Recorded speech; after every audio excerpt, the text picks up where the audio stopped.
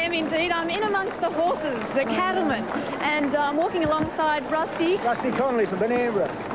Rusty, what does it mean to you to be here today? Today, and the response we've had here has been tremendous. We still, I think, if we'd had an election today, I think it'd be in our favour, I'd say. It's a very good reception we're getting here. Fantastic, actually, yeah. And of course, we are here to fly the flag for one of the few heritage of Australia which is left.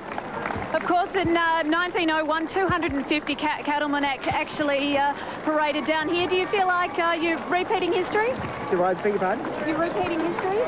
Yeah, we are. You're just retaining some of the history for Australia, yeah. If you'd like to talk to our Mountain Cattlemen's president, I can put him over for you if you like. Well, we would if we could, but the horses have got to go on. Back to you guys back in the studio.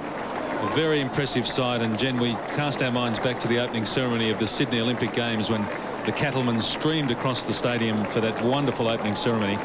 And here they are again, the Cattlemen from the high country of Victoria. And as Louise said, when Parliament opened for the first time in 1901, hundreds of cattlemen cantered up Spring Street to celebrate Federation, and they're back with us today. They just look spectacular, and Peter, it really is quite overwhelming when you're down there and you see all these horses coming for you. It's quite an impressive sight. Quite a few Akubras amongst that lot too. A beautiful shot as the sun streams down on Swanston Street. It's not often you get to see hundreds of horses moving down Swanston Street on any day in Melbourne. What a sight with the crowd alongside. Doesn't Melbourne just look spectacular?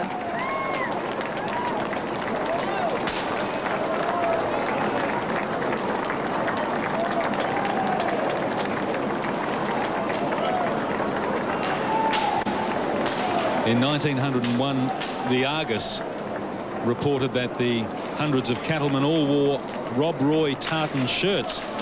But that journalistic comment has astounded the present-day cattlemen, as they believe their predecessors would have been clothed in ordinary mustering gear, as they are today. A few of them have got whips too.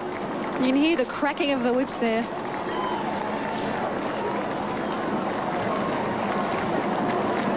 And just imagine the logistics behind getting these 200 horses, 205 horses, down from the high country. They all stayed the night at the showgrounds, where all the cattlemen and women pitched their tents, stayed there last night, Jen, and all made their way into the city this morning.